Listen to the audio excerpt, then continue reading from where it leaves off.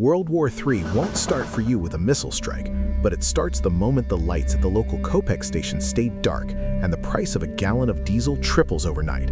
Chile looks like a fortress on the map, protected by the frozen peaks of the Andes and the vast reach of the Pacific. You might feel safe because the combat is thousands of miles away, but the walls of that fortress are made of global trade. If you are living in Santiago or Valparaiso, your safety isn't threatened by bombers. It is threatened by a single bottleneck in the Strait of Hormuz or a cyber attack on a shipping terminal on the other side of the world. You have a choice. Do you believe the distance will save you, or do you look at the fuel lines and realize the buffer is paper thin? Here are 5 civilian impacts of World War III in Chile, ranked from the slow building strain to the most dangerous daily life breakdown. For this breakdown, we assume the war stays in the Northern Hemisphere and the Pacific corridors, leaving Chile as a neutral observer that is still physically chained to the global economy. Number 5. Industrial decay and technical atrophy. Chile is a massive exporter, but it is a dependent importer of the precision tools that make extraction possible. This is the slow burn failure that most people ignore until their car or their furnace stops working. You think the country is resilient because of the massive mines in the north, but the proof is in the spare parts. Modern mining, agriculture, and even simple plumbing rely on specialized sensors, microchips, and high-grade steel alloys that Chile does not manufacture at scale. When global shipping lanes become combat zones, the low-priority cargo gets bumped for military hardware. That means the specific pump part you need for a regional water system might be sitting in a warehouse in a city that no longer exists. The hidden stabilizer here is the deep experience with improvised repair. The culture of maestros who can fix a tractor with a welder and raw grit is a massive national asset. However, the ugly vulnerability is the sheer complexity of modern infrastructure. You cannot easily fix a faulty control module for an electrical substation with a soldering iron and hope. If you do what most people do and wait for the stores to restock, you are betting on a return to normalcy that is not coming. The better move is to audit your own mechanical dependencies now. Identify every piece of hardware in your home or business that requires a proprietary part and buy a spare tonight. This industrial decay moves slowly, but it creates a friction that makes every other problem harder to solve. If this kind of breakdown helps you see the trap before it closes, like the video and follow along. That is what this channel is for. Number 4. The pharmaceutical blackout. This is where the distance from global manufacturing centers starts to hurt. Chile has a solid healthcare system, but it does not have a sovereign chemical industry for high-end pharmaceuticals. The thesis here is simple.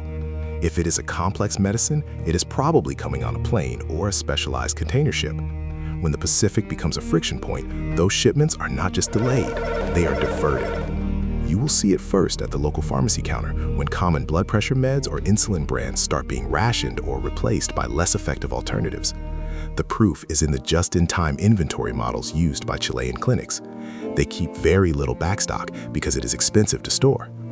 The catch is that a shortage of chronic medication creates a secondary crisis in the emergency rooms. These facilities get flooded with people who are otherwise stable but have gone into crisis because they missed a week of pills. The hidden stabilizer is the network of regional pharmacies and smaller labs that can pivot to basic compounding, but they cannot replace advanced biologics. A bad choice is trying to stockpile expired medications in a blind panic. The better move is to work with a doctor now to find alternative, simpler treatments or local generics that have a more stable regional supply chain. This medical strain is a quiet killer, but it is predictable compared to the sudden shock of a failing power grid. Number 3.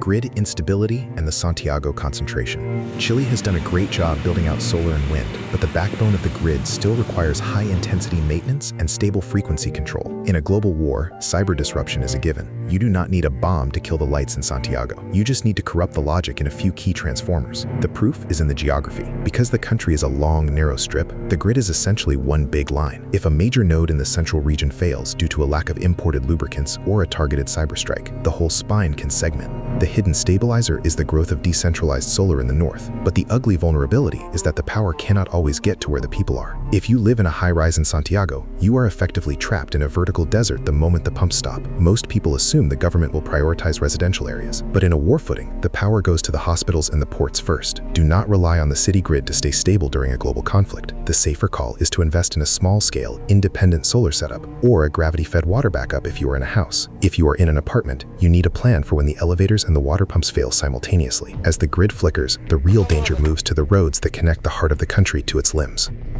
Number 2. The logistics spine fracture. Chile is a country of 4,000 kilometers served by one main highway. That is a massive strategic bottleneck. The thesis here is that, in a crisis, the geography itself becomes the enemy. Everything moves by truck. If you are in the south and you need goods from the port, or you are in the north and you need food from the Central Valley, you are at the mercy of the Ruta 5. The proof is in the diesel. Chile imports nearly all of its liquid fuel. If the tankers stop arriving at Quintero or San Antonio because of Pacific shipping friction, the trucking fleet grinds to a halt within a week. The hidden stabilizer is the rail network, but it is nowhere near robust enough to carry the full national load. The ugly vulnerability is that the narrowness of the country means any civil unrest or a single bridge failure can cut the nation in half. You think you are safe because you are in a small town, but if that town depends on 3 trucks a week for flour and fuel, you are in a trap. The better move is to stop thinking about your location and start thinking about your line of sight to your resources. If you have to cross a major bridge or pass through a city to get your supplies, your plan is fragile. The safer call is to relocate your primary stores to your side of the bottleneck. This logistics fracture is terrifying, but it is still just a transport issue.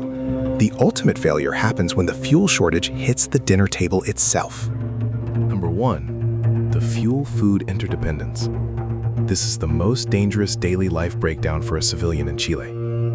You might think food would not be an issue in a country that exports so much fruit and wine, but that is a dangerous misconception. Modern Chilean agriculture is a machine fueled by imported petroleum. Number 1 beats the logistics fracture because it isn't just about moving the food, it is about the ability to grow it in the first place. The proof is in the harvest. Without imported diesel for tractors, nitrogen-based fertilizers from global markets, and refrigerated trucking, the massive food surplus in the Central Valley stays in the fields while the shelves in the city go bare. This is a total system failure. The catch is that Chile's economy is built on selling high-value exports to buy low-value staples. In a war, no one is buying your premium wine, and you cannot find the wheat and corn you used to import from abroad. The hidden stabilizer is the local, small-scale farming in regions like Maule or Araucanía, but these cannot feed 7 million people in Santiago. The wrong move is to assume that because the country produces food for the world, you will be fed at home. The better play is to shift your dependency toward local producers who do not rely on industrial supply chains. If you are in Chile now, your most important asset is not your bank account. It is a direct relationship with a producer within 20 miles of your home. Chile is an island of stability in many ways, but it is an island that requires constant shipments to survive. The burden of being the quiet protector means looking past the beautiful landscape and seeing the pipes and wires that keep your family alive. Your homework for tonight is simple. Look at your pantry and your medicine cabinet. Identify 3 items you use every day that are not made in Chile. Now find the local alternative, or start building a 6-month buffer of the imported version today. In the comments, tell me which part of the Chilean spine you are on, the north, the south, or the center, and what your primary bottleneck is. If you want signal, subscribe. If you want noise, scroll.